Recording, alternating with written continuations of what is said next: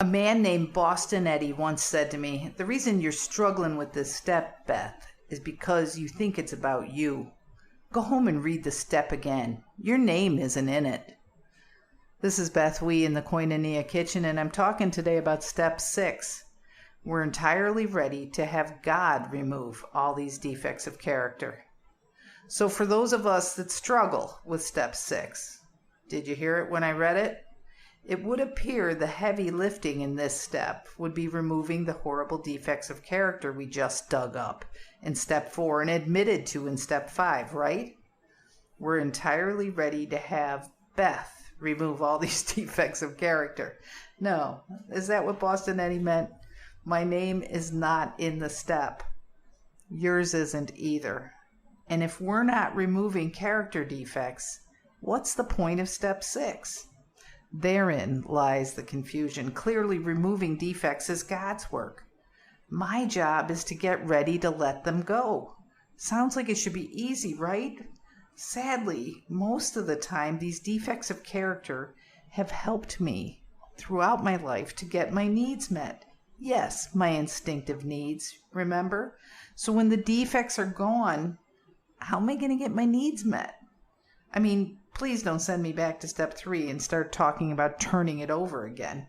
I've been practicing that forever, it seems like.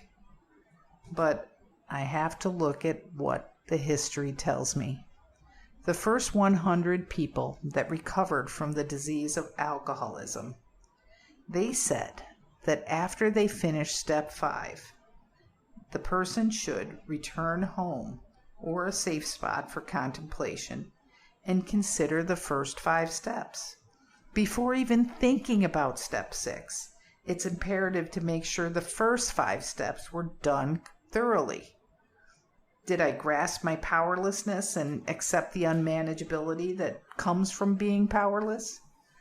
Did I come to believe that a higher power can relieve my crazy need to manipulate things to get my perceived needs met?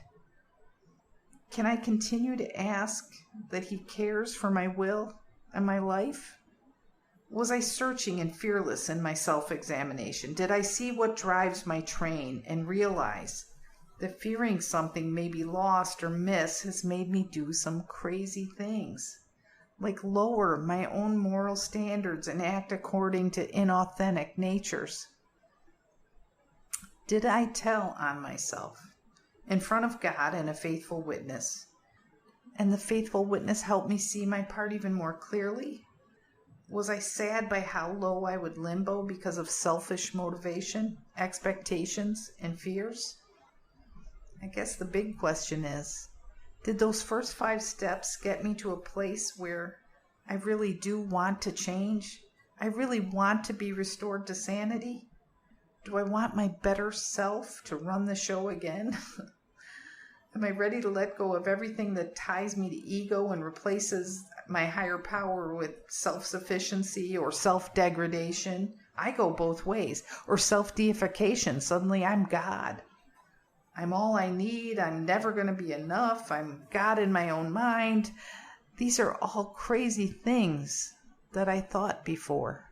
Things that I lived by. You know, they say that this step separates the men's from the boys. And I guess that's talking about spiritual maturity. I got to throw away those childish tools like blame and evasion and hiding. And I have to just face life head on. I'm going to have to be honest and willing to try step 6 on all the faults that I found. And only if I'm developing spiritually would I even consider that. It's starting to make sense to me now that the principle behind step 6 is willingness. Will we even consider going forward without manipulating our environments, our thoughts, or our relationships? You know, experience from those that went before screams that God can remove the defects. The defect cleanup started when we stopped practicing the addiction or the compulsive behavior.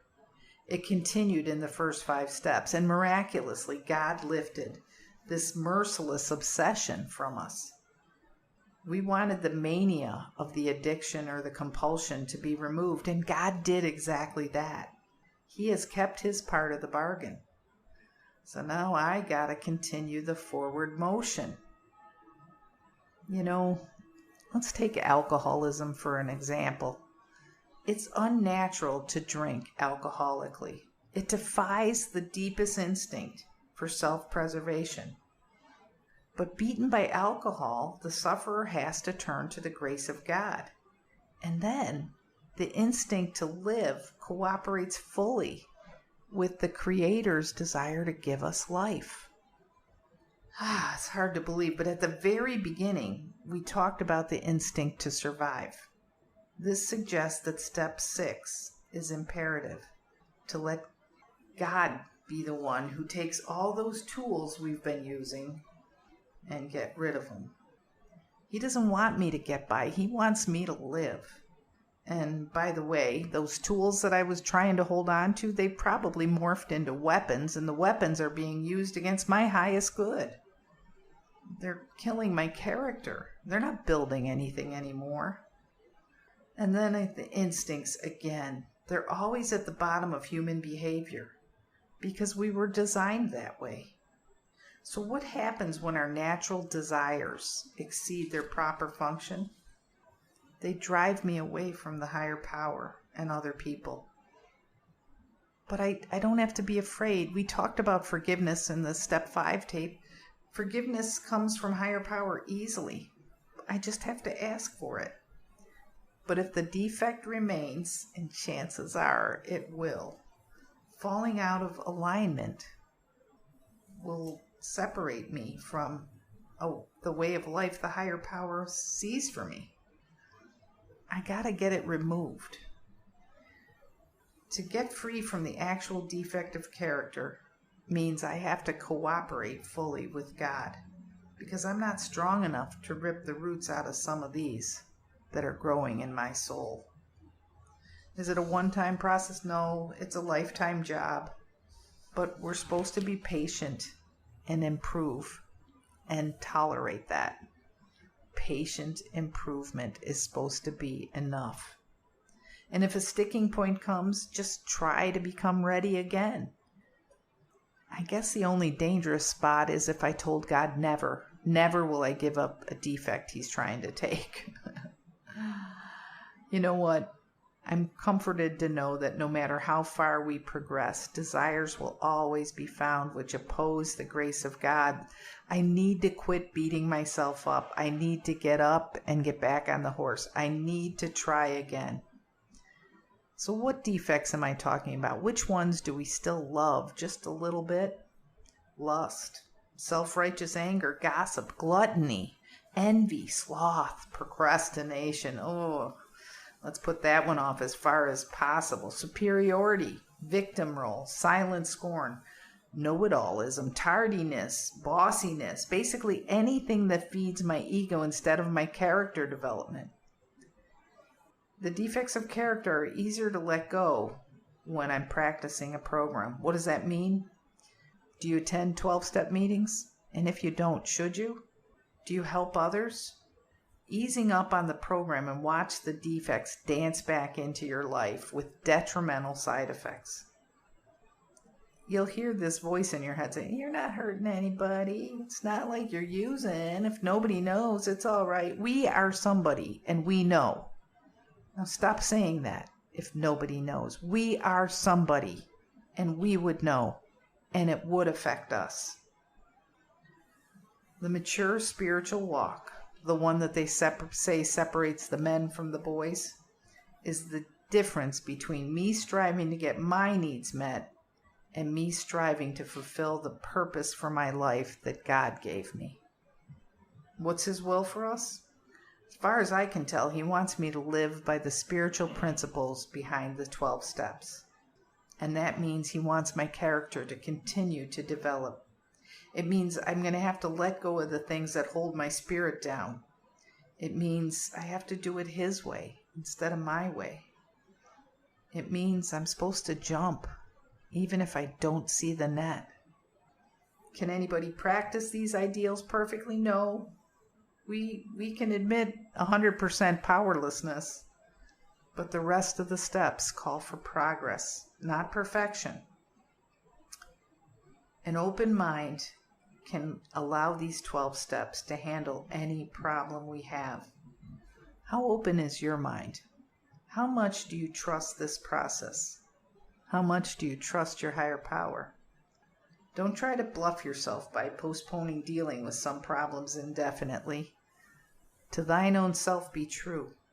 The mind will close against the grace of God if we wait too long, and that could be a fatal decision, because it's only by the grace of God that we stay clean and away from our compulsive behaviors, one day at a time. The big book says that willingness is indispensable at this part.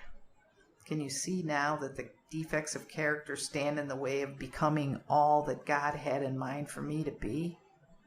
Are you willing to let God remove the speed bumps that slow your progress spiritually? If you don't feel willing, just ask Him to help you be willing. Just say that prayer. God, I want to, but I don't want to yet. Could you please help me? Back to Boston Eddie's comment. My name is not in the step. Do we have to turn from our defects on our own? And if not, who is going to help us? It's funny. God is ready, willing, and able. And that third pertinent idea we hear in the How It Works, He could and would if He were sought. It's time to take addiction out of the shadows and shine the encouraging light of recovery on everyone affected. Good Seed Podcast is powered by BethWE.com, a nonprofit ministry based in Vero Beach, Florida. We'll start the uncomfortable conversations that turn despair into hope and complacency into action. Connect, communicate, and thrive with us. Check us out online at BethWE.com. Thanks for tuning in. We'll talk again soon.